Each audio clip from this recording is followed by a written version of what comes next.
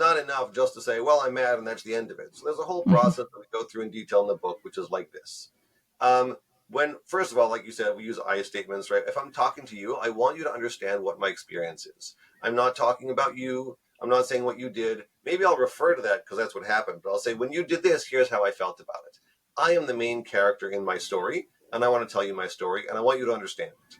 And your job as a listener is to listen, to reflect back in your own words what I'm saying, to validate, and to empathize. And that's not so hard to remember because the acronym is LOVE. It's the best acronym ever, right? Listen, Right. reflect in your own words, validate, and empathize. I fudged the O a bit, but it works. It's important. Your own words is It important, works. right? So you listen to me, and which means you're looking at me, you're putting down the phone, you're hearing what I say, and then you reflect back. Oh, so you feel like this, this, and this, right? Because it's one thing for you to understand what I said, but I have to know that you understood what I said.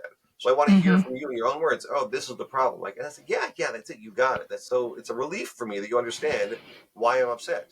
And then you validate and you say, oh, that makes sense. I can understand what, given that's your understanding, I totally understand why you're upset like that. That makes sense.